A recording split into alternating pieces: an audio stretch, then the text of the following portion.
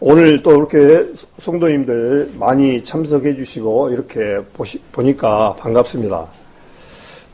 아까 사회자님께서도 말씀하셨듯이 이제 명절을 잘 쉬시고 이렇게 오시는 것이 보니까 너무 반갑습니다. 명절에 있어도 오면서 우리 참여하고 이렇게 얘기를 했는데 성도님들이 이렇게 보고 싶다고 이렇게 얘기가 되셨어요.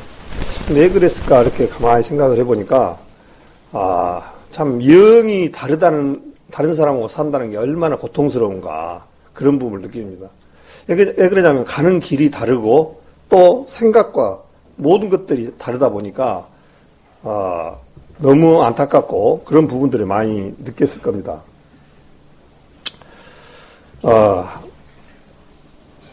참 사람들은 우리 인생의 문제에 대해서 생각을 안 해보고 살아가는 사람들도 또 많은 것 같아요. 하나님 얘기를 하고 또 한 번쯤 돌아보면 전도서의 말씀에도 그러지 않습니까? 초상집에 가는 것이 잔치집에 가는 것보다 낫다. 산자가 이것에 유심하리로다. 그렇게 말씀하셨잖아요. 산자가 유심을 하는 거예요. 유심을 하는 게 뭐랍니까? 한 번쯤 깊이 생각해 보라는 거예요. 왜 잔치집에 가는 것보다 초상집에 가는가? 너희도 이와 같이 동일하다. 죽을 준비를 해야라. 그런 부분하고 똑같이 생각이 되어집니다. 주님을 예수님께서 한번 요즘은 그런 생각이 많이 들더라고요. 예수님이 우리 성도님들은 잘 아실 거예요. 근데 일반 장로교나 이런 부분들은 예수님에 대해서 하나님의 아들이다라고까지만 이렇게 알아요. 근데 아들인데 거기서 더 나아가지고 완전한 사람이면서 완전한 하나님이라는 사실을 알아야 되거든요. 예수님이 완전한 하나님이라는 사실이 알아지는 순간 우리 생각과 마음들이 바뀌어집니다. 한번 생각해 보십시오.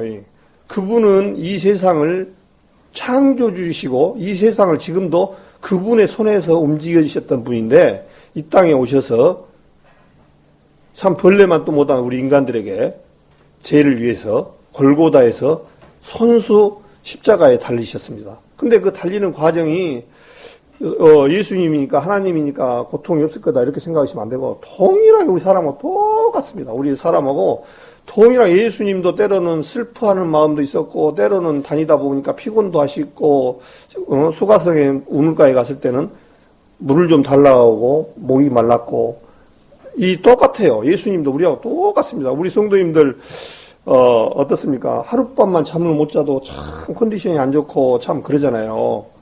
그런데 예수님은 십자가에 달리실 때 우리하고 똑같습니다.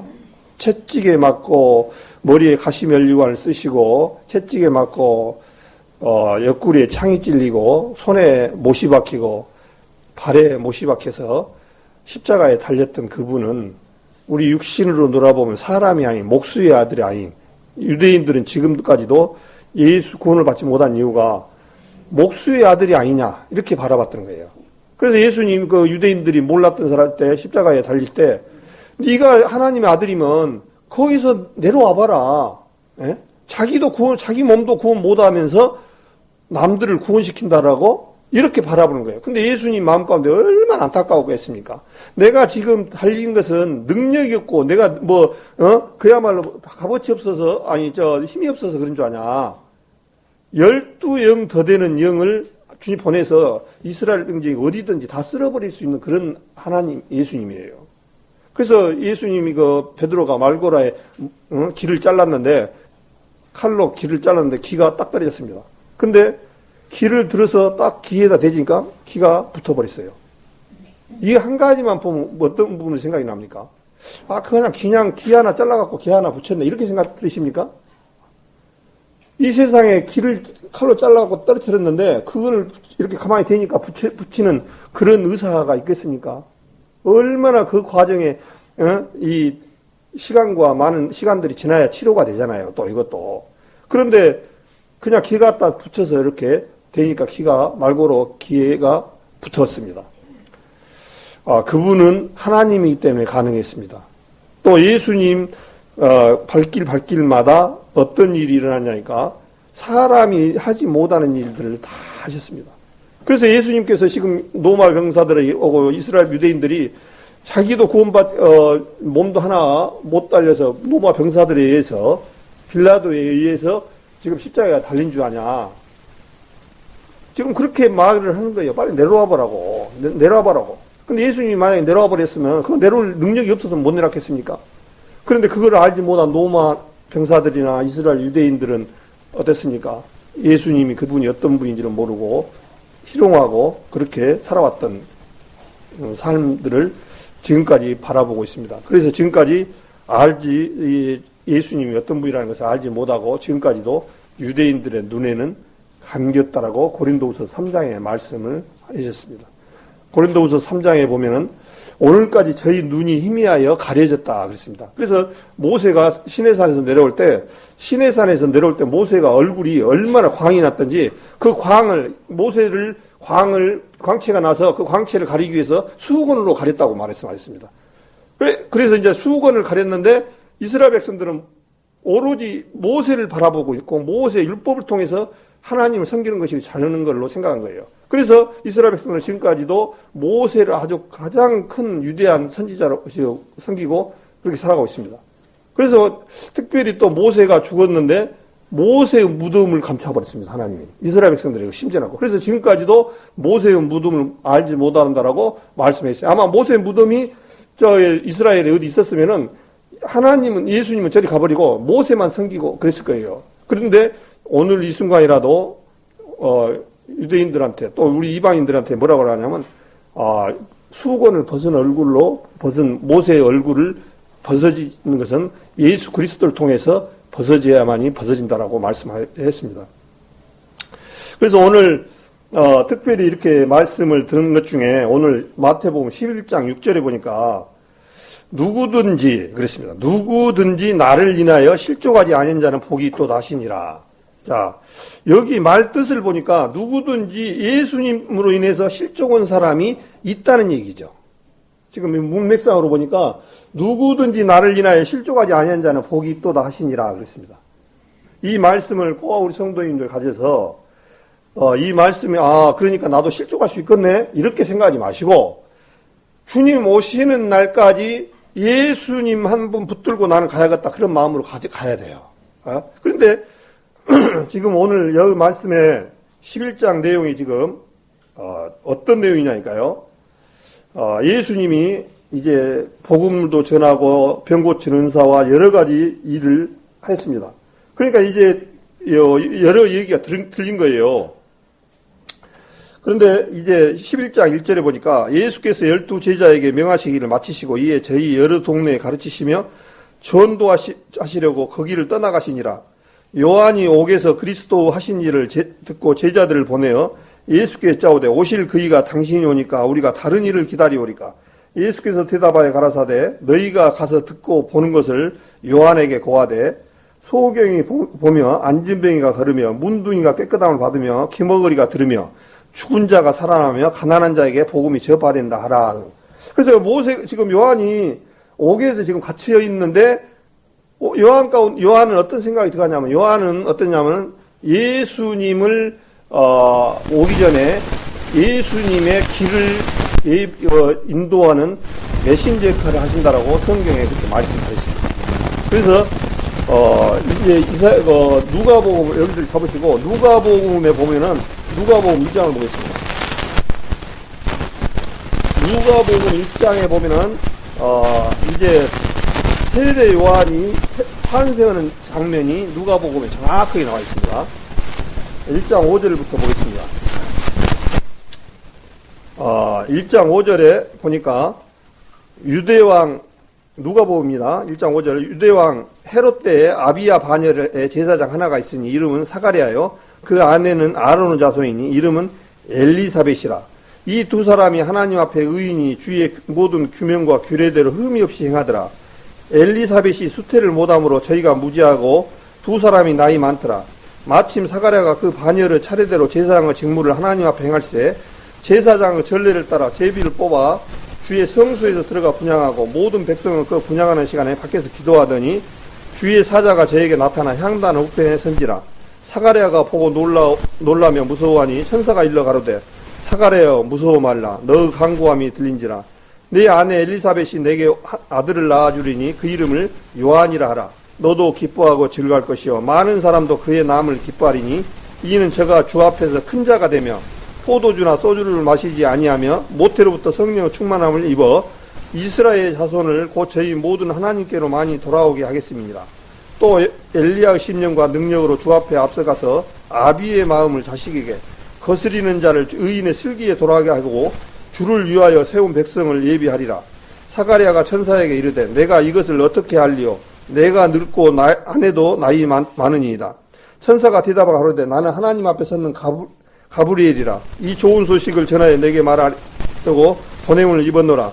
보라, 이 일이 되는 날까지 내가 벙어리가 되어 능히 말을 못하리니 이는 내 말을 내가 믿지 아니하면요 때가 이르면 내 말을 이루리라 하더라. 이렇게 됐습니다. 이건 누가복음 말씀을 많이 보셨죠.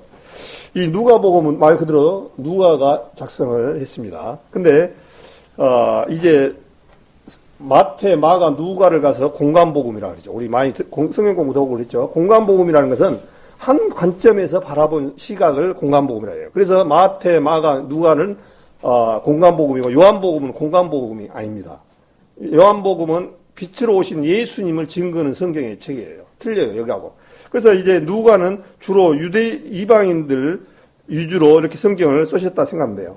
근데 여기에 내용이 지금 1장에 보니까 우리 성경을 구약, 신약을 나눌 때 말라기까지를 구약으로 이렇게 나누잖아요. 그 다음에 마태복음부터 요한계시록까지를 신약으로 봅니다. 그런데 엄밀히 따져보면은 성경에 이 지금 누가복음 읽어보니까 어떻습니까? 지금 구약이에요, 구약. 지금 사복음서지만 신약이지만 구약인데 어디까지부터가 신약이냐니까 예수님이 죽었다가 이제 부활하신 이후부터가 이제 신약입니다. 엄밀히 따져보면. 그래서 이제 이 읽으면 신약에 구약이 나와? 이렇게 얘기를 할 수가 있어요. 그래서 여기 지금 누가복음의 내용은 신약으로 생각하시지 말고 구약이라고 봐야 돼요. 그러니까 구약 때 지금 성전에서 어떤 일이 있었습니까? 이제 지파별로 이제 여기 나오죠. 유대 왕 때 헤롯 때 아비야 반열에 제사장 하나가 있으니 이름은 사가랴요. 그 아내는 아론의 자손이니 아론의 자손들이 구약이기 때문에 제사를 지내고 그랬습니다.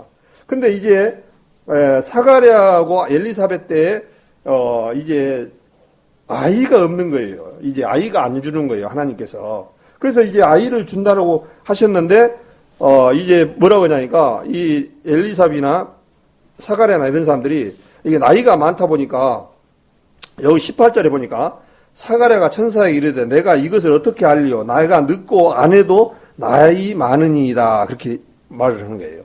자, 우리가 보통 상식적으로 생각하면 나이가 어느 정도 먹고 그러면은 아이를 낳을 기간이 넘으면 어떻습니까? 보통 애를 못 낳죠. 대부분 경수가 끊어지면은. 그런데 지금 이분들도 아마 경수가 끊어질 나이가 되는 것 같아요. 그런데 아기를 낳는다는 거예요. 아기를 준다는 거예요.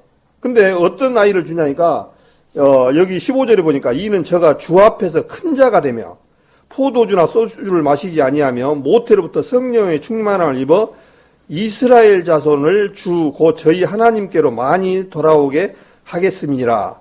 그러면서 저가 또 엘리야 심령과 능력으로 주 앞에 가서 아비의 마음을 자식에게 거스리는 자를 의인의 슬기에 돌아오게 하고 주를 위하여 세운 백성을 예비하리라. 이런 아들을 주신다는 거예요. 이 아들이 지금 누구냐니까 오늘 지금 계속 얘기합니다만 심내입니다. 요한이 둘이 있습니다.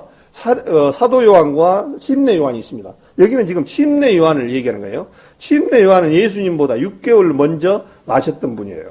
그래서 사도 요한은 요한복음, 요한 1, 2, 3서, 그 다음에 요한계시록을 써서 마지막 판모섬에서 유배됐던 사람이 사도 요한입니다. 근데 여기에는 지금 침례 요한이에요. 그러니까 이게 성경에 보면, 우리 성경에 보면 세례 요한 그렇게 나오잖아요. 원래는 침례 요한이 맞아요.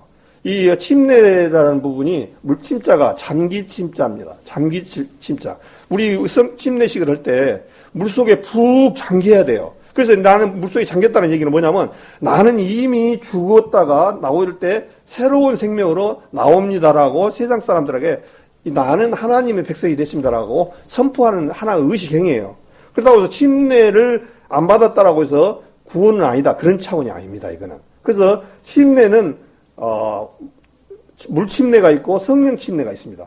물침례는 말 그대로 인자만같이 구원받은 사람들은 하나님 앞에 나는 이제 하나님 자녀가 됐습니다라고 침례식을 하는 것이 침례고, 그 다음에 성령 침례는 뭐냐니까, 성령 침례는 우리 구원받는 순간 누가 임하시냐니까, 사도행전 2장 38절에 보니까 제사를 받으라 그리하면 성령을 선물로 주시리라고 말씀하셔서, 우리 구원을 받고 죄를 사함을 깨닫는 순간 누가 임하냐니까요, 성령이 임합니다. 그래서 성령이 우리 안에 임하게 계셔서 우리가 지금 이 성경을 볼 때도 성령께서 어떤 일을 하시냐니까, 우리 성경을 말씀을 보면 깨닫게 해주시고 도와주시고 지혜를 주시고 이런 역할을 하셔요. 근데 이 성령은 이제 한번 들어온 성령은 귀중한 것이, 성령이 우리 안에 얼마나 귀중하든지 영원히 함께 하신다고 말씀하셨어요. 그래서 우리가 잘못 살고 그런다고 해서 성령이 떠나버리고 그럴 수는 절대 없습니다. 아무리 우리가 잘못 살아도 성령 우리하고 함께하고 계셔요. 그래서 우리 마음 가운데 그런 부분들을 많이 느끼잖아요. 저도 때로는 안 좋은 마음 가운데 아프거나 그러면요, 한쪽에서 성령이 그래요. 금붕이 성령이 너 그렇게 가지고 하면 되겠느냐. 그래서 이제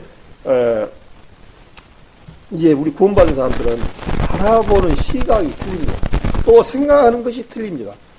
그게 뭔 얘기냐? 이 세상의 사람들은 어떤 사람들이냐니까 마귀 사단의 자녀예요. 참 이런 얘기하면 구원받지 않은 사람들이 기분 나쁠 것 같기도 해요. 너희들은 마귀 자식이고 지옥 간다 하면. 근데 사실인데 어떻게 하겠습니까? 사실인데. 그러다 보니까 이 세상에다 땅에다 소망을 두지 아니하고 삽니다. 골로새서 3장 말씀에 말한 것처럼 우리는 이제 하늘에 소망을 두고 살아갑니다. 위의 것을 생각을 하고 있거든요. 위의 것을. 그래서 이제 이 세상은 마귀에게 줘버렸기 때문에 마귀의 자녀들은 이 세상 가운데서 뭐를 생각해서 살아가냐면 이 세상에다가 무엇을 계속 쌓고 이 세상에서 누리고 살아가려고 해요.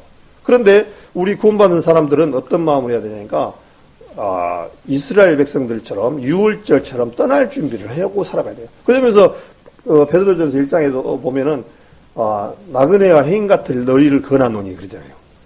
나그네와 행인 같은 너희를 권하니 육신의 정욕을 제어하라 그렇게 말씀하거든요. 그래서 우리는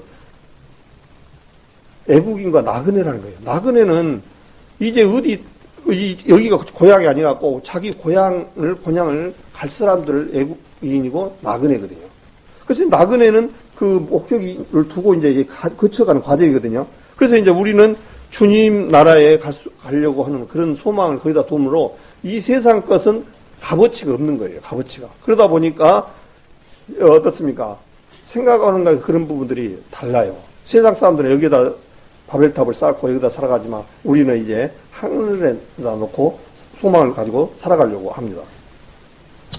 그래서 이제 여기에 지금 세례 요한은 참 하나님 앞에 쓰임을 받았던 이스라엘 백성을 여기 16절에 보니까 누가복음 1장 16절에 보니까 이스라엘 자손을 주고 저희 하나님께로 많이 돌아오게 하겠습니다. 이 세례 요한, 이거 침례 요한은 이스라엘 자손을 하나님께로 돌아오시게 하기 위해서 세운 선지자예요.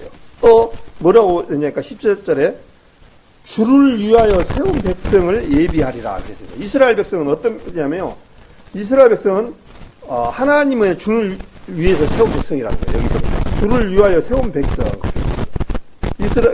로마서 3장에도 그러잖아요. 이스라엘의 나업이 무엇이뇨? 저희가 하나님을 말씀을 맡았습니다. 이스라엘 백성들을 통해서 하나님께서 생각하는 부분이 뭐냐니까, 그 백성들을 통해서 이 세상에 복음이 전해지고 그 백성들을 통해서 이제 이방에 전하기 위해서 그 목적이 뒀습니다. 그래서 이제 이스라엘이라는 나라를 통해서 하나님께서는 작정하시고 이스라엘 나라를 통해서 역사하시는데, 이스라엘 백성들이 도무지 예수님을 받아들이지 않는 거예요. 하나님의 말씀을 받아들이지 않는 거예요. 계속 이스라엘이 어떻습니까? 출애굽한 뒤로부터 광야 생활에도 어떻습니까? 계속 하나님을 배반하고 하나님의 말씀을 듣지 아니하고, 또 이스라엘 여호수아 시대까지 들어가서 지파별로 땅을 분배를 해도 살아도 하나님을 제대로 섬기질 않는 거예요. 또 그 후에 이제 사사 시대를 가봐도 30년에서 40년을 못 가요. 대부분 30년, 40년 지나면 어떤 일이 일어나니까 우상을 섬기고 하나님을 등지고 살아갑니다. 계속 이런 반복이에요. 그래서 이제 이스라엘 백성들을 하나님께서 어떻습니까? 이제 버리기로 작정하시고, 마태복음 23장에 보면은, 이제 마태복음 23장을 한번 보겠습니다. 마태복음, 우리가 너무나 잘 아시는 내용이죠. 마태복음 23장을 보면,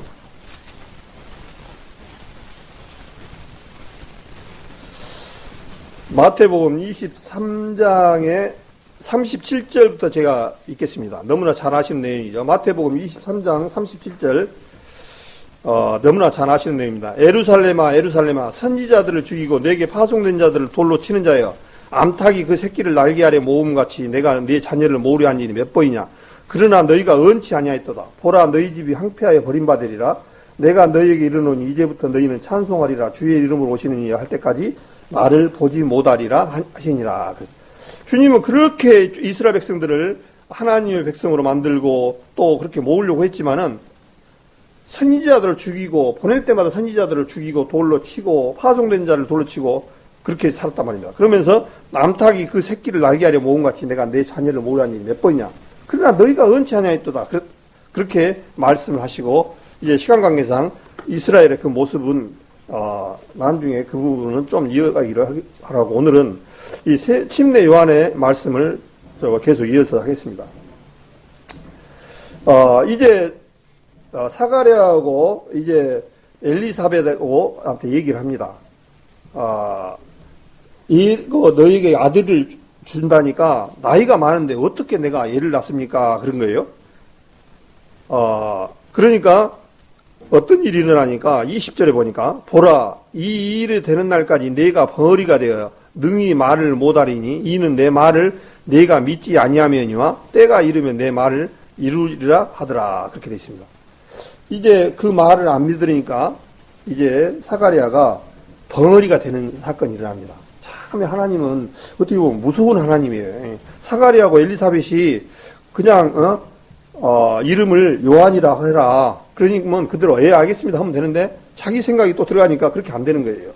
그래서 이제 믿지 않으니까 어떻게 되니까 벙어리가 되는 거예요.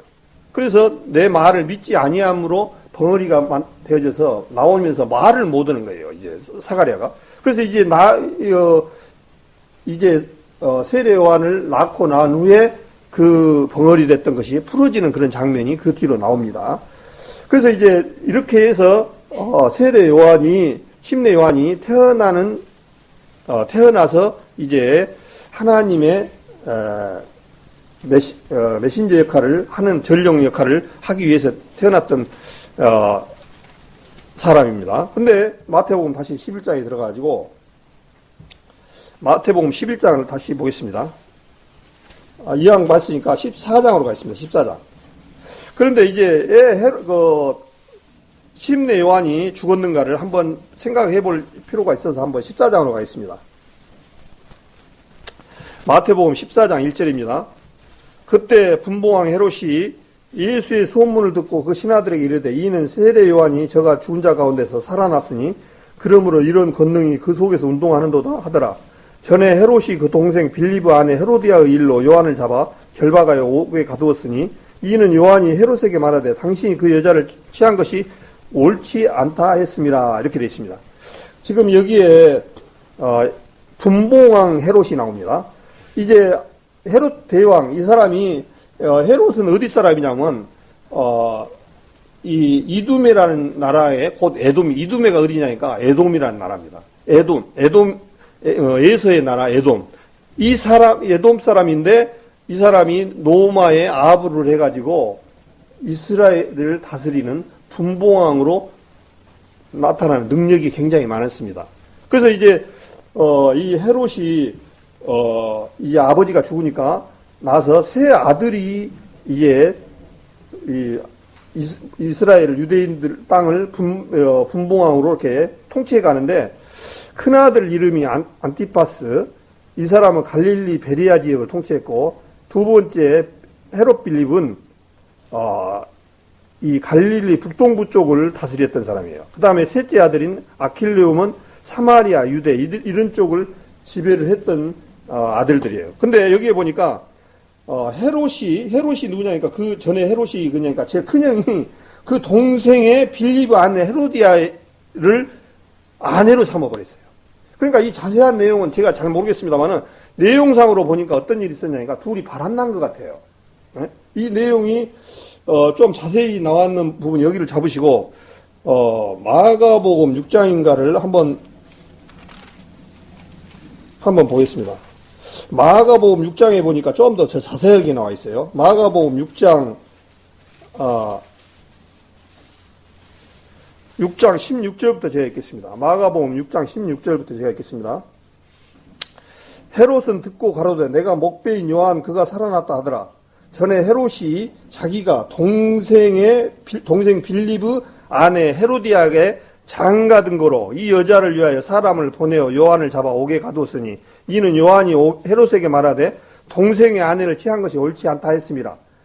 헤로디아가 요한을 원수로 여겨 죽이고자 했으되 하지 못한 것은 헤롯이 요한을 의롭고 거룩한 사람으로 알고 두려워하여 보호하며 또 그의 말을 들을 때 크게 번민을 느끼면서 달게 들음이러라 그렇게 됐습니다.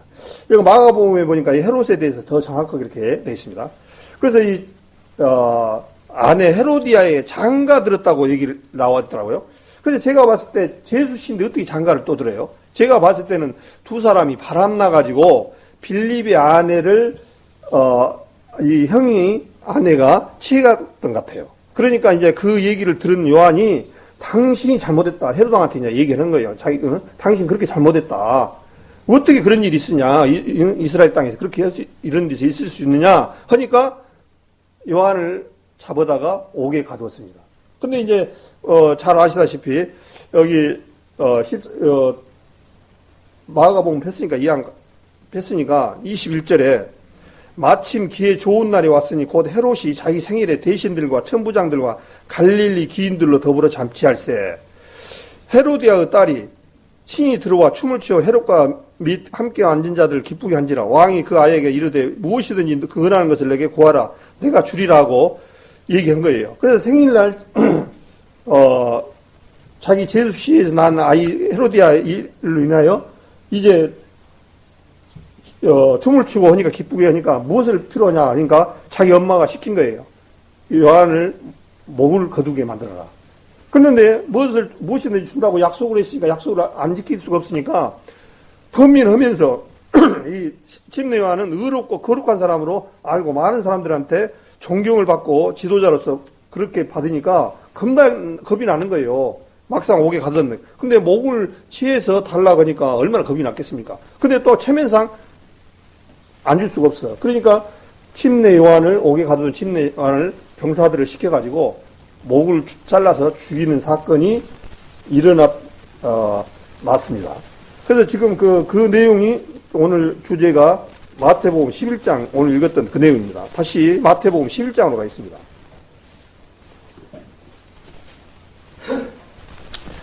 마태복음 11장 2절에 요한이 옥에서 그리스도의 하신 일을 마태복음 11장입니다. 요한이 옥에서 그리스도의 하신 일을 듣고 제자들을 보내어 예수께 여짜오되 오실 그이가 당신이 오니까 우리가 다른 일을 기다리오이까. 예수께서 대답해 가라사대 너희는 가서 듣고 보는 것을 요한에게 고하되. 참 이 요한 마음 가운데는 얼마나 참 심란했겠습니까? 우리 요한이 이 침례 요한이 어떤 모습으로 전했는가를 한번 좀 더 보겠습니다. 마태복음 여기를 잡고 마태복음 3장을 보겠습니다. 마태복음 3장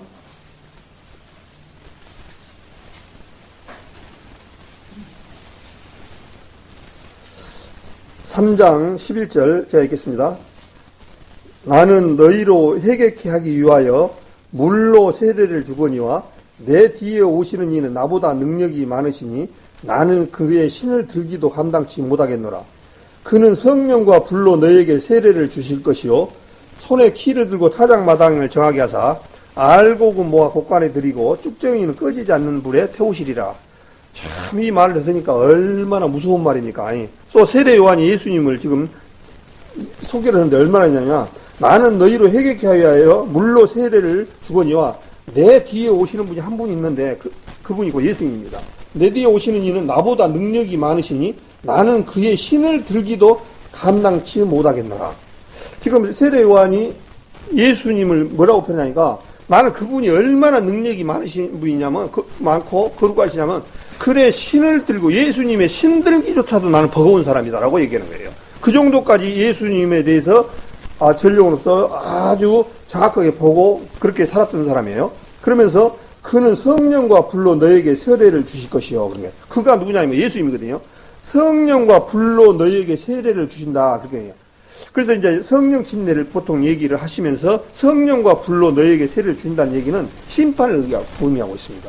그러면서 뭐라고 하냐니까 손에 키를 들고 자기가 타작마당을 정하게 해서, 손에 키가 우리가 잘 아시다시피 시골에 가면 깨나 콩을 할 때 이 치로 쭉쟁이는 걸러내고 알공은 안쪽으로 모이게 해서 치로 치는 걸 보셨을 겁니다.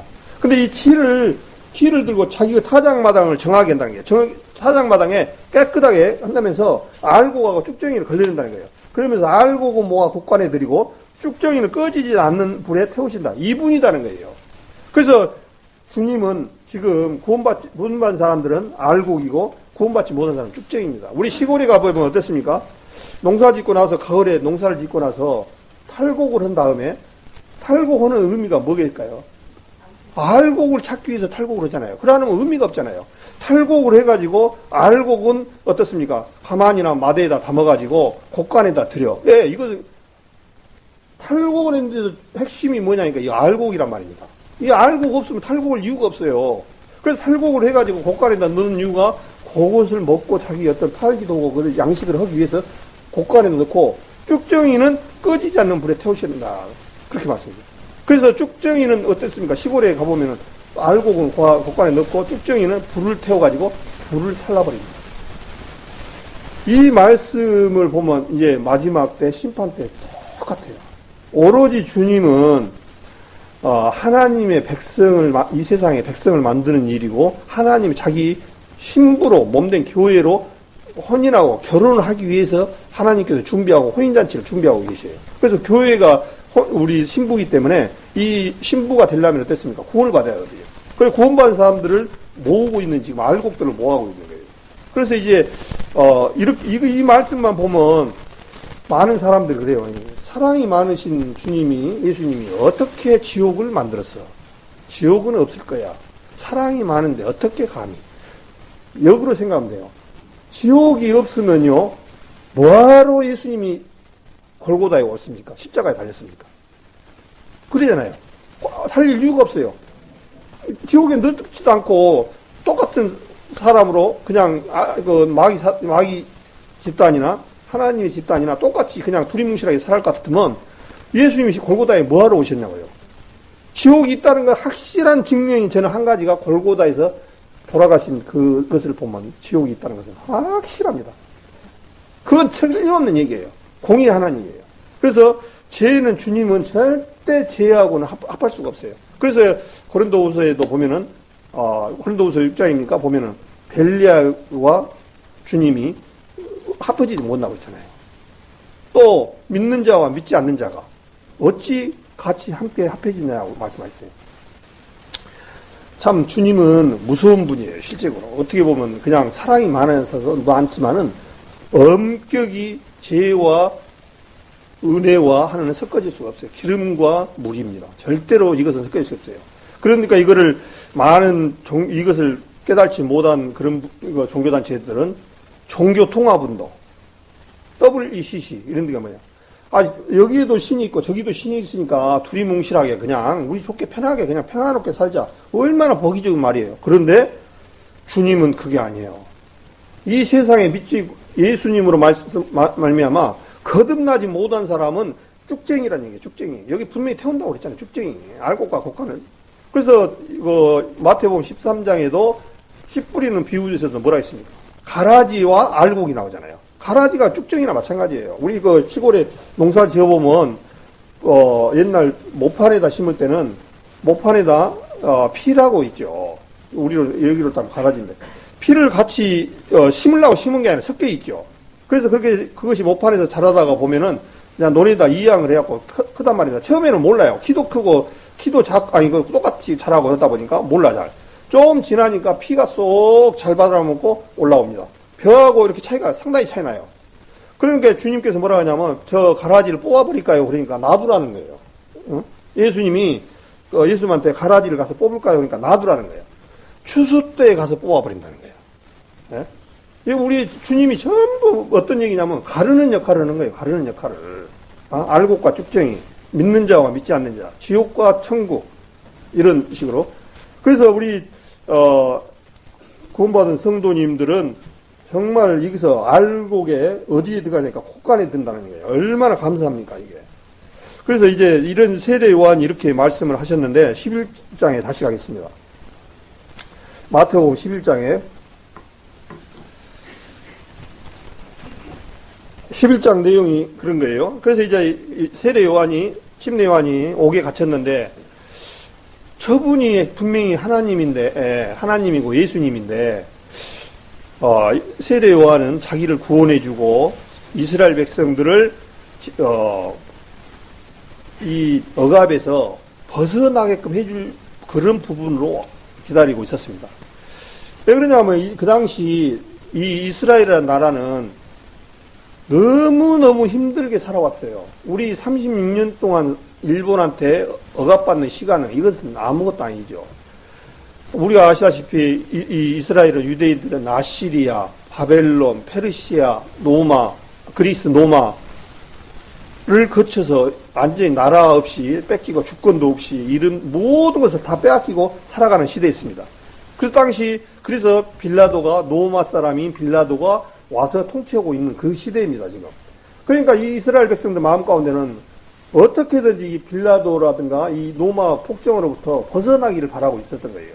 근데 벗으려고 메시아를 기다렸는데 이분이 그냥 뺑 다니는 것이 거지 세금 거둔 사람, 도둑놈들 이런 사람들만 바르고 다니고 그런 사람들만 죄를 고쳐주고 이런단 말이에요. 그러니까 이게 이제 침례 요한 마음 가운데 저분이 맞는데 이 옥에서 얼마나 한탄했겠습니까? 그러니까 자기 제자들한테 오라고 해가지고 두 사람을 보내가지고 저분이 오실 메시아인가 한번 물어봐라. 그래 예수님한테 가서 얘기한 거예요. 지금 그 얘기한 거예요. 근데 예수님은 내가 메시아다 말 안 했습니다. 뭐라고 하냐니까 요한에게 고하되 소경이 보며 안진뱅이가 걸으며 문둥이가 깨끗함을 받으며 기머거리가 들으며 죽은 자가 살아나며 가난한 자에게 복음이 전파된다 하라 이렇게 말만 합니다. 자 여기서 보니까 소경이 보며 그랬습니다. 예수님은 소경을 요한복음 11장에 보면 소경의 눈을 뜨게 했던 사건이 일어납니다. 여기를 잡으시고 요한복음 9장을 보겠습니다. 요한복음 9장입니다. 요한복음 9장에 보면은 소경이 이제 평생 태어나서부터 소경을 났던 사람들을 고치는 장면이 나오죠.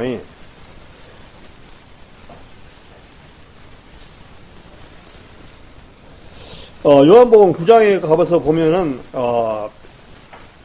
다 읽기는 그렇고 어떤 그 소경이 소경된 사람을 보신지라 제자들이 물어가라도 납비여 이 사람이 소경이 누구 죄로 인해서 소경이 됐습니까? 하고 묻는 거예요. 그러면서 예수님 그러죠. 자기 오니까 부모니까 부모로 인해서 소경이 됐습니까? 아니면 자기로 인해서 그랬습니까? 그러니까 예수께서 이 사람은 그 부모가 죄를 범한 것이 아니냐? 그에게서 하나님의 영광을 하시는 일을 나타내고자 하심이니라 그렇게 말씀하셨거든요. 그래서 그 소경에게 진흙을 이겨서 땅에서 침을 뱉어갖고 진흙을 이겨서 눈에 바르고 실로암 마을에 가서 씻으라. 그러니까 참 이 사람도 대단해. 예수님이 와가지고 소경한테 왔는데 그냥 깨끗한 물로 어떻게 씻을 줄 알았는데 춤을 뱉어갖고 땅에다 발라갖고 눈에다 발라가지고 또 뭐라 그러냐니까요. 실로암 못에 가서 씻으라는 거예요. 참 희한하잖아요. 그 옆에 있는 물도 있을 건데 실로암 못에 가서만 씻으라는 거예요. 근데 이 사람이 만약에 말도 안 되는 소리 마시오. 나 우리 집 가서 씻을래요. 이렇게 했으면 눈 안 나섰을 거예요. 그런데 실로암 못에 가서 하나니까 그대로 간 거예요. 하나님의 가는 길은 이것을 가만히 생각해 보면 우리 복음도 마찬가지예요. 주님 그 길을 가야 돼요. 내가 그 길이요 진리요 생명이 나로 말미암아 자가 아버지께 올 자가 없다고 그랬잖아요. 그래서 이 세상에 어떠한 종교단체, 어떠한 유능한 사람도 그분으로 가고는 안 돼요. 누구로? 예수 그리스도만 통과를 해야 돼요. 예수 그리스도로만 이 세상에 천국 갈 수 있는 길은 그 한 길밖에 없는 거예요. 그래서 예수님께서 나는 문이 내 문으로 먼저 온 자는 강도요 절도라고 말씀하셨거든요.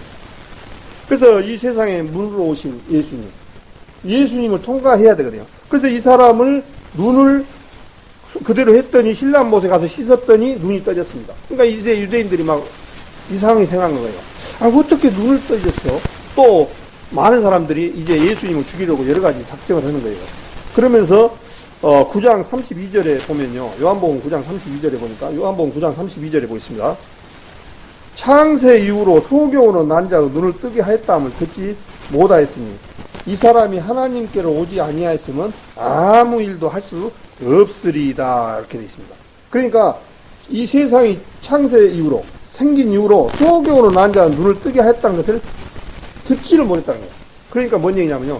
이 세상 의학 아무리 발전해도 이 남부터 소경된 사람 눈을 뜨게 할 수 없다라는 결론이에요. 그런데 이렇게 했다는 거예요. 근데 우리 사람들은 할 수 없는데 아무리 능력이 좋고 박사고 의사고 하더라도 안 된다는 거예요. 근데 이 사람은 눈을 뜨게 했어요. 근데 뭐라고 하냐니까 33절에 이 사람이 하나님께로부터 오지 아니하였으면 할 수 없는 사람이다 그 얘기예요. 그럼 뭔 얘기냐 이게. 이분은 하나님이다 그 얘기입니다. 이분은. 다시 마태복음 11장으로 가겠습니다. 그 다음에 소경이 보며 11장 5절에 안진뱅이가 걸으며 안진뱅이 많은 사람들 이것을 따라서 할렐루야 기도원 같은 데 보면 안진뱅이가 일어선다고 장난을 칩니다. 속입니다. 저도 포항에서 봤어요. 실내체육관에 많은 사람들 할렐루야 기도원 해가지고 자기들이 약속했던 사람 많은 사람들이 자 보십시오. 안진뱅이를 일으키는 장면이 나옵니다 하면서 나오라고 그래요.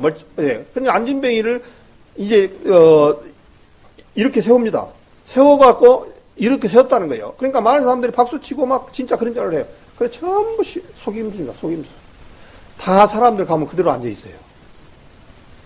그래 얼마나 그러면서 안진뱅이가 걸으며 문둥이가 깨끗함을 받으며 문둥병을 고치고 기머거리가 들으며 죽은 자가 살아나며 나사로를 예수님께서는 죽었던 나사로를 살렸던 장면이 나옵니다. 그래서 죽은 자를 살릴 수 있는 이 세상에 길이 있을까요? 없습니다. 죽은 자가 살아나며 가난한 자에게 복음이 전파된다 하라. 그러면서 누구든지 나를 인하여 실족하지 않은 자는 복이 있도다 하시니라. 이렇게 말씀을 하고 있습니다. 그래서 우리 구원받은 성도님들 안에 참 이 주위에 이렇게 들어보면은 우리가 형편이 안 풀림이 가지고 하나님 앞에 원망하는 부분도 있고 또한 실족 오는 사람들도 간간히 있어요. 근데 이 말씀을 듣고 설령 우리 성도님들 안에 내 마음의 형편이 안 풀어지더라도 이 말씀을 가지고 주님 앞에 주님 붙들고 꼭 나가시기를 바라는 마음을 가지기를 원합니다. 저 모 교회 여수교회 어떤 자매님이 형제님이 참 신앙생활 열심히 하시다가 우리 아신 분도 있을 거예요. 이 이빨에 풍치가 온 줄 알고 가서 풍치 치료를 했어요. 근데 풍치 치료를 해도 풍치가 안 가라앉은 거예요. 그래서 그 조대대 병원에 가서 다시 풍치 치료를 했어요. 그래도 안 가라앉아. 그래서 이제 다른 병원에를 가보니까 이게 암인 거예요. 그러니까 암 상태를 그거를 모르고 풍치 치료한다고 계속 건드려버린 거예요. 그냥 온 입을. 그러고 나서 얼마 안 있다가 돌아가셨어요. 근데 그 자매님이 실망한 거예요. 하나님 왜 우리 형제를 저렇게 아픈 형제를 안 나서주고 이렇게 하냐. 그렇게 하고 하나님을 떠나버렸던 얘기를 저도 들었습니다. 어떻게 보면 좀 그럴 수도 있다라고 생각이 될 수 있어요. 그런데 중요한 것은 뭐냐면 히브리서 9장 27절에 한 번 죽는 것은 사람에게 정하심이 그렇게 되어 있습니다. 누구든지 죽어야 돼요. 안 죽을 사람 자신 있습니까? 안 죽을 사람. 그런데 이제 문제는 뭐냐니까 죽어야만이 우리 진짜 영적 눈을 가지고 믿음의 눈으로 가지고 보면요. 죽은 것이 사실은 더 사도 바울은 복이라고 말씀하셨어요. 지금까지 우리 살아온 생활들 보면요. 즐거운 날보다, 기쁜 날보다 힘든 날이 대부분이었어요. 그래서 우리 혹시 성도님들 마음 가운데 어려운 일이 닥치더라도 지금 오늘 이 순간에 죽더라도 나는 주님 앞에 품에 영원한 그야말로 이 세상하고 비교할 수 없는 그런 나라에 약속을 하셨던 그 주님을 믿고 흔들림 없이 나가야 된다. 그런 생각을 듣습니다. 참 우리 이런 얘기를 하면 참 마음이 아픕니다만 다 육신이 있기 때문에 연약해요. 저도 마찬가지예요. 감기 하나 들고 손톱 밑에 티 하나 들어도 힘들어요. 예? 힘든 건 사실이에요. 육신이 있기 때문에. 그렇지만 위의 것을 바라보고 그것을 견뎌나갈 수 있는 그런 믿음들이 되었으면 참 좋겠다 하는 생각이 되어집니다. 그래서 이제 하나님 앞에 그렇게 쓰임을 받았던 세례 침례 요한도 오실 리가 당신이 맞습니까? 이렇게 했어요. 침례 요한은 이사야서 40장 2절에 광야에 애치는 자리로 오시겠다라고 하셨고 말라기서 4장에도 엘리야의 심정으로 오신다라고 구약에 이미 약속해 놨었어요. 그 약속대로 지금 아까 누가복음 1장의 5절부터 봤던 부분들이 이루어졌거든요. 근데 그랬던 선지자가 예수님이 참말로 맞습니까? 이렇게 했던 부분들을 한 번쯤 생각해 봐야 돼요. 우리 성도님들 안에 어려운 일이 있고 조금 그러더라도 정말 주님으로의 약속을, 복음의 약속을 우리 마음 가운데 꼭 담고 있어야 돼요. 그래서 누구든지 나를 인하여 실족하지 아니하는 자는 복이 있도다 하시니라 이렇게 말씀하셨습니다. 실족할 수 있다는 거예요. 그런데 이 말씀을 가지고 우리는 그것을 이겨나가야 돼요. 앞서 나가야 돼요. 주님께서는 거짓말을 하실 수 없고 약속의 하나님이라고 우리 히브리서 6장에 보면 나와 있죠. 주님은 절대로 거짓말을 하실 수 없는 분입니다. 하나님의 약속은 지금까지 한 번도 이루어지지 않는 적이 없고 약속을 안 지켜진 적이 없어요. 그래서 하나님은 무서운 분인 거예요. 예. 그대로 이루어지니까. 또 반대로 천국은 이 세상하고 비교할 수 없는 거예요. 사도 바울이 고린도후서 12장에 보면은 셋째 하늘을 사도 바울이 보여줬습니다. 특별한 사람 사도 바울만 보여줬어요. 그러니까 이거를 본따 가지고 천국을 갔다 온 사람들이 많습니다. 근데 이렇게 하면 안 돼요. 성경은 이미 66권이 이루어져서 이제 성경은 성경대로 풀어야 되고 성경 말씀 안에서 찾아야지. 내가 어젯밤에 꿈속에 꿈을 꿨는데 예수님이 나타나갖고 이런 옷을 입고 하얀 옷을 입고 와가지고 그랬다더라. 이렇게 되면 전부 속는 거예요. 성경 말씀 안에서 찾고 거기서 해결답을 얻어야 돼요. 그래서 주님께서는 지금까지 한순간도 우리하고 약속을 배반하지 아니하고 그대로 지금까지 오셔서 우리의 모든 죄와 허물을 대신 속죄하셨습니다. 근데 그 약속이 얼마나 큰 거냐면은 베드로전서 1장 23절에 뭐라 했습니까? 주님의 피는 이 세상에 어떤 것에 만들어진 어떤 그 창조 이런 피가 아니고 너무너무 귀한 피, 영원히 이 흐려지지 아니하고 영원히 함께하는 그런 그 능력 있는 하나님의 예수님의 피거든요. 그 내용들이 이 히브리서에 좀 말씀하셨어요. 히브리서를 한번 보겠습니다.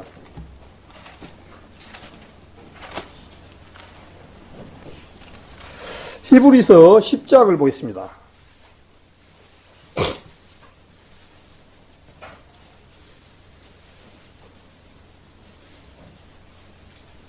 히브리서 10장을 우리 워낙 많이 읽어가지고 이 복음 풀 때 할 때마다 풀었기 때문에 너무 잘 아시는 내용이죠. 몇 말씀만 제가 찾겠습니다. 10장 14절을 보겠습니다.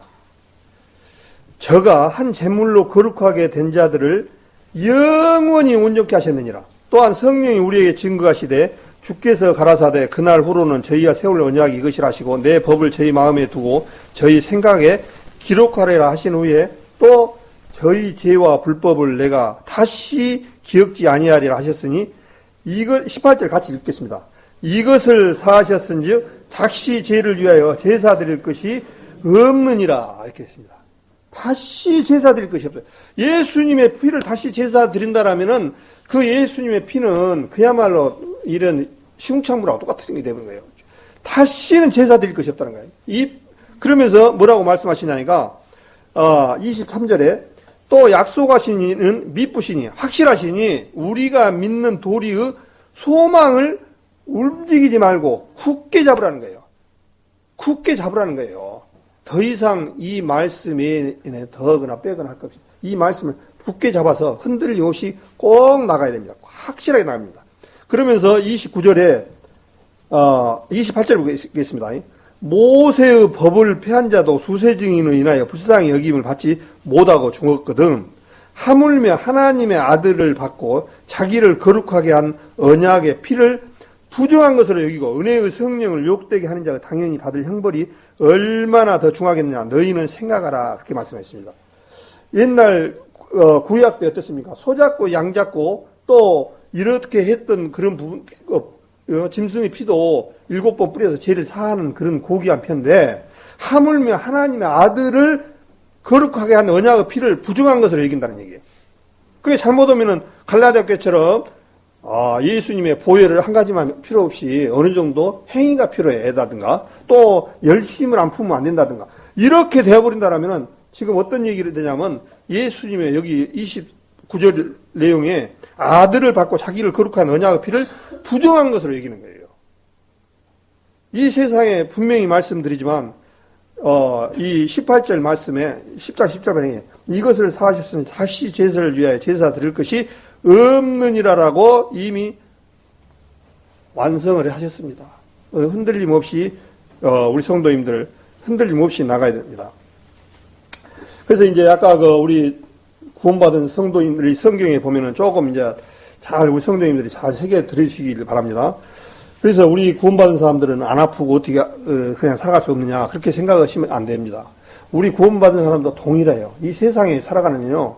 하나님은 우리 구원받은 사람들은 안 아프고 어떻게 모든 것을 다 잘 이루어지게 이렇게 생각하시면 안 됩니다. 하나님은 마태복음 5장에도 믿지 않는 악인들에게도 비를 똑같이 해와 비를 똑같이 동일하게 주신다고 말씀하셨습니다.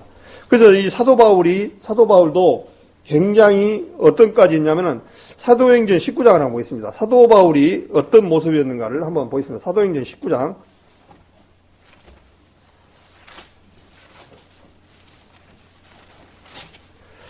사도행전 19장 12절을 보겠습니다. 사도행전 19장 12절 11절부터 읽겠습니다. 사도행전 19장 11절 하나님이 바울의 손으로 희한한 능을 행하게 하시니 심지어 사람들이 바울의 몸에서 손수건이나 앞치마를 가져다가 병든 사람에게 얹으면 그 병이 떠나고 악기도 나가더라. 지금 이 사도시대 때 이제 어떻습니까? 사도 바울에게 하나님께서는 능력을 행해서 손수건이나 앞치마를 가져다가 병든 사람에게 병이 떠나고 악기도 나가는 그런 능력을 하나님께서 주셨어요. 근데 이제 성경이 점점 이거 하나님의 능력이 약해지는 것이 느껴집니다. 그 부분들을 이 사도행전에서 쭉 찾아보면 베드로도 죽은 사람도 살렸던 그런 능력이 있었습니다. 근데 그것이 성경이 이루어지면 이루어질수록 어떤 일이 일어나니까 능력이 이제 떠납니다. 왜 떠나느냐?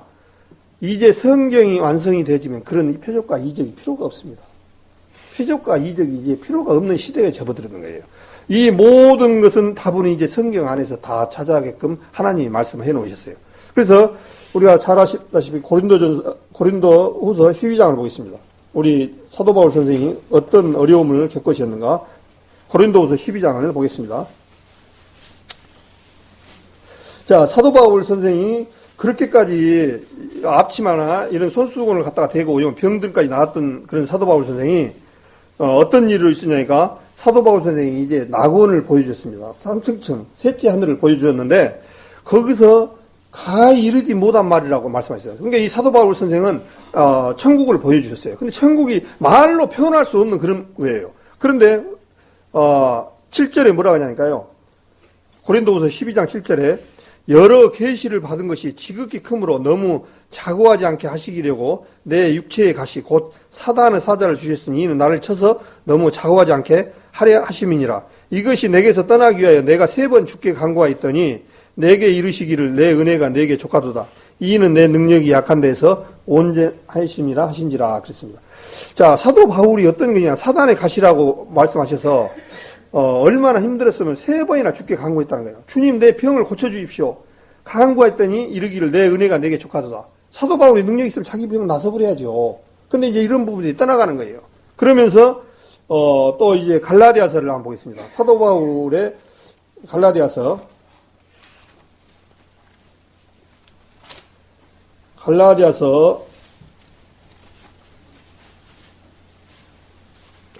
4장을 보겠습니다. 4장.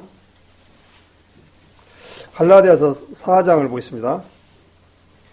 갈라디아서 4장 13절. 내가 처음에 육체의 약함을 인하여 너희에게 복음을 전한 것을 너희가 아는 바라. 너희를 시험하는 것이 내 육체에 있으되 이것을 너희가 업신여기지도 아니하며 버리지도 아니하고 오직 나를 하나님의 천사와 같이 또는 그리스도 예수와 같이 영접하였도다. 이 갈라디아서 내용을 보니까 육체의 약함을 인하여 너희의 복음을 전한 것을 너희가 아는 바라. 사도 바울이 굉장히 몸이 안 좋고 아프고 그런 상태에서 갈라디아 교회를 이 복음을 전하는 것 같아요. 근데 갈라디아 성도들이 너희를 시험하는 것이 내 육체에 있으되 이것을 너희가 업신여기지도 아니하고 버리지도 아니하고 오직 나를 하나님의 천사와 같이 또는 그리스도 예수와 같이 영접하였도다. 그렇게 말씀합니다. 그래서 사도 바울도 굉장히 어려운 신앙에 대해서 어려움을 겪었어요. 근데 사도 바울의 옆에는 항상 누가 딸려다녔죠? 예. 누가라는 의사, 누가가 평생 사도 바울의 복음을 했는데 도움을 줬어요.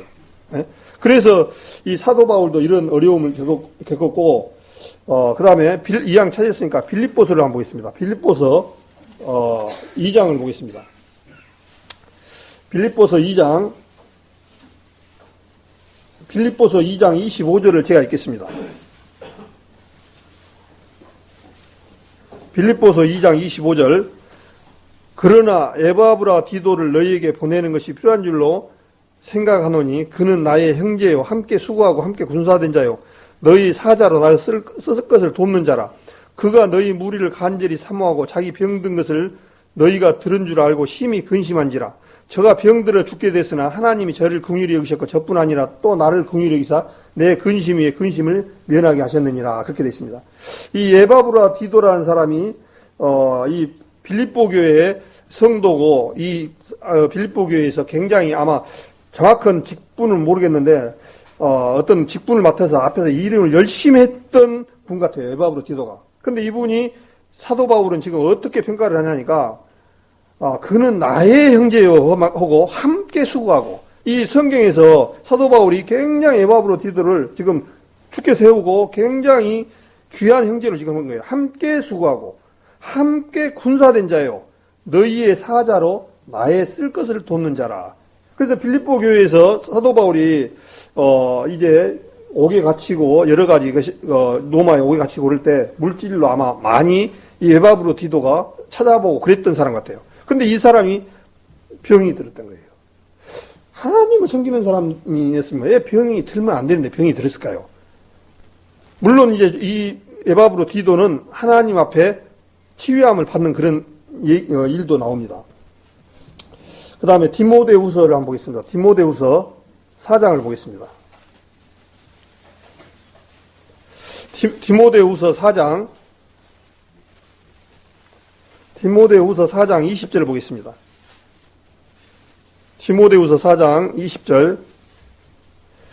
에라스도는 고린도에 머물렀고 드로비모는 병듦으로 밀레도에 두었노니. 그렇게 되어 있습니다. 자, 여기에 보니까 드로비모가 성경에 사도 바울이 디모데를 통해서 쓴 거 보니까 상당히 열심히 사시고 하나님 앞에 충성된 사자였던 것 같아요. 종이었던 것 같아요. 근데 드로비모가 병이 들어가지고 밀레도에 뒀다는 거예요. 그래서 이 성경 안에서 보면 또 디모데전서 5장에 보면 디모데한테 그랬습니다. 자주 나는 병을 인하여 너희로 인하여 포도주를 조금씩 쓰라, 이렇게 말씀을 해놓으신 말씀이 있습니다. 그래서 이제 우리 구원받은 성도님들 안에 또 혹시 보통 많은 사람들 그래요. 하나님을 믿는 사람이 아파?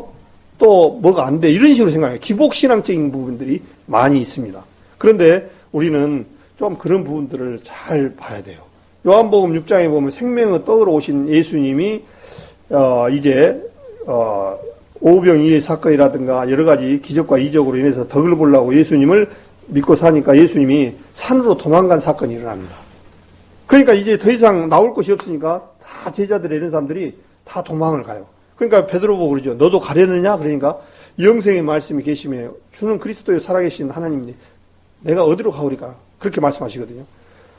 본질은 뭐냐니까 우리가 주님 앞에 가는 그 길에 내가 주님 앞에 오늘이라도 떠나면 주님 앞에 천국에 갈 수 있는가? 이게 중요하거든요. 이게 본질이에요. 누가복음 7장인가도 보면은 여러 사람들이 복음을 전하다가 70인이 복음을 전하다가 와서 자랑해요. 우리들이 가서 보니까 하늘에서 귀신도 떨어지고 병도 낫고 귀신도 나갑니다. 그러니까 예수님이 뭐라 하냐면 너희 이름이 하늘에 기록된 것으로 기뻐하라. 그렇게 말씀을 하셨습니다.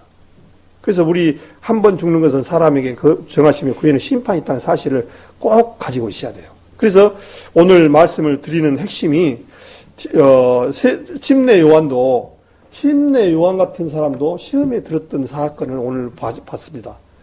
이걸 통해서 저희들은 예수님이 하신 말씀처럼 누구든지 나를 인하여 실족하지 않는 자가 복이 있다라고 말씀하셨습니다. 그래서 혹시 우리 성도님들 가운데 모든 일이 안 풀려서 그냥 하나님이 없다는 것 같다 하고 떠나든가 또 실수하는 일이 없어서 주님 오시는 날까지 주님 꼭 붙들고 나가는 삶이 되어지는 것이 가장 축복이다. 그렇게 되어 있습니다. 그래서 사도 바울이 이제 디모데 후서에가 보면은 그렇지 않습니까? 내가 떠날 기약이 가까웠다. 마지막 유언설이잖아요. 내가 떠날 기약이 가까웠다. 나를 위하여 의의 면류관이 예비되었는데 나뿐만 아니라 모든 사람에게 하나님을 믿는 모든 사람에게 의의 면류관이 예비됐다. 그렇게 하시면서 내가 믿음을 지켰으니 그렇게 전해요. 그 전에 믿음을 지켰다는 말이 굉장히 제 마음 가운데 이렇게 강하게 박히더라고요. 믿음을 지켰다는 말을 쉽게 할 수 있는 그런 부분들은 아닙니다. 우리 지금까지 살아오면서 보면은 엄청나게 믿음에 떠난 사람들이 얼마나 많고 이렇게 쇠를 할 수가 없는 사람들이 많잖아요. 근데 이 마지막 때 디모데를 통해서 사도 바울 선생님께서 내가 믿음을 지켰으니 이제 후로는 나의 의의 면류관이 예비됐다 그렇게 말씀을 하고 있습니다. 그래서 조금 담대한 믿음을 가질 필요가 있다 그런 생각을 가져서 오늘 침례 요한의 그런 실족의 부분에 말씀을 가지고 나눴습니다. 그래서 그렇다고 해서 우리 성도님들 우리 구원받은 성도님들은 전부 그냥 병이 들면 죽느냐 그렇게 생각하시면 안 되고 우리 맡겨야죠. 하나님 앞에 맡기고 치료 열심히 하고 또 하는 데까지 해야죠. 그러다가 안 되면 주님 앞에 가는 거죠. 어차피 한 번 죽는 것은 아까 제가 말씀드렸잖아요. 사람에게 정하시며 그 후에는 심판이 있다라고 말씀하셔서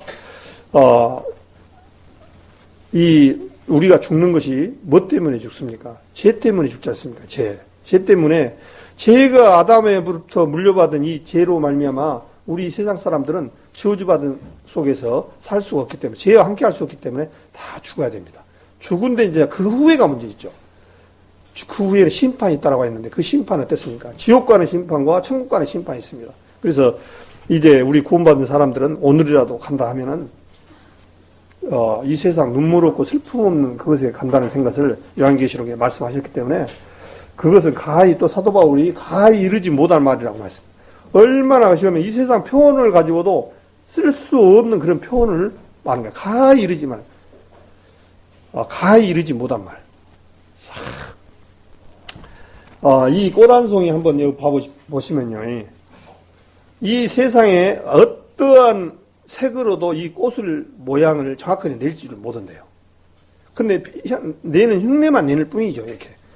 이런 모든 것들이 정말 과연 신비적이고 하나님의 능력이 아니면 이렇게 이루어지겠습니까? 사람이 이렇게 만들 수 있겠습니까? 생명체 하나가. 그러지 못한 속에서 우리가 하나님의 자녀와 하나님의 백성의 자녀로서 유업을 이을 자로 살아간다는 것이 얼마나 귀한지를 깊이 인식하고 위의 것을 바라보고 가는 삶이 되어졌으면 좋겠다는 시간을 가져서 말씀을 드렸습니다.